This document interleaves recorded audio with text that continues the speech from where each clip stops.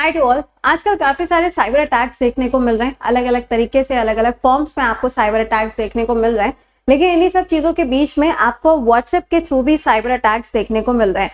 तो यहाँ पे हुआ क्या है, पहले हम उसके बारे में बात करेंगे और किस तरीके से एक फोन कॉल के थ्रू आपके बैंक अकाउंट से जो पैसे हैं वो इजिली ट्रांसफर हो पा रहे हैं, इसके बारे में भी हम लोग बात करेंगे, जो कि एक तरीके से साइबर अटैक का फॉर्म आपको देखने को मिलेगा। तो आइए जरा यहाँ पे जान लेते हैं कि यहाँ पर हुआ क्या है। ये जो न्यूज है, ये न्यूज आप देख पा रहे होंगे, one call one code, how WhatsApp users are falling for sneaky hacks.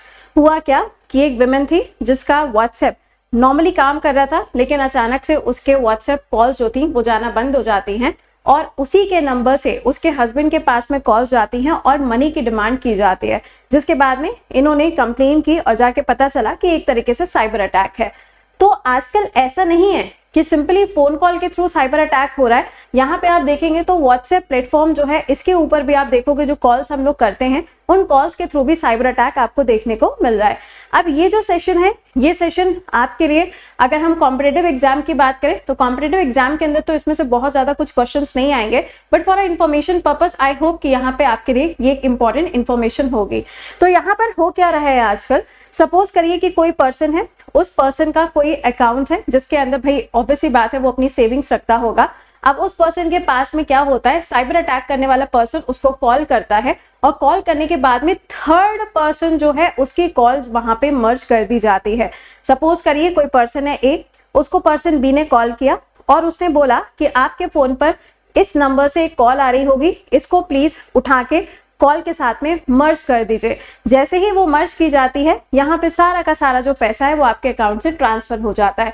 But ऐसे कैसे होता है, आप सबको पता है कि कई बार जब हम लोग अकाउंट से पैसे को ट्रांसफर करते हैं तो ओटीपी जनरेट होता है, लेकिन कई बार ऐसा होता है कि ओटीपी जो है मैसेज के थ्रू नहीं आता, तो उसको हम कॉल के थ्रू जनरेट कराते हैं। सेम वही चीज आपको यहाँ देखने को मिल रही है। इसमें होता क्या है, जो पर्सन ए है उसके फोन पे कॉल आया पर्सन बी का और वहां पे उसने ओटीपी को जनरेट किया थ्रू अ कॉल।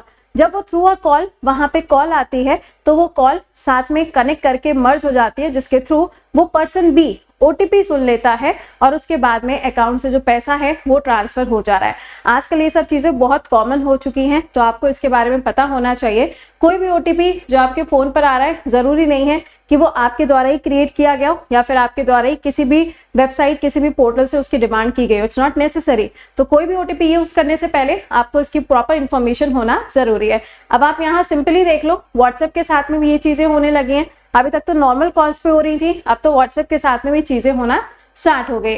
तो आपको यहाँ पे थोड़ा सा सतर्क रहना पड़ेगा, क्योंकि साइबर क्राइम बहुत ज्यादा बढ़ता जा रहा है। ऑल्दो अपने यहाँ पे साइबर शेल भी बना हुआ है, पुणे के अंदर प्रॉपर एक शेल डेवलप किया गया है जो साइबर क्राइम को कंट्रोल करने का काम तो कर रहा है, बट उसके बावजूद चीजें जो हैं वो बहुत ज्यादा बढ़ती जा रही है।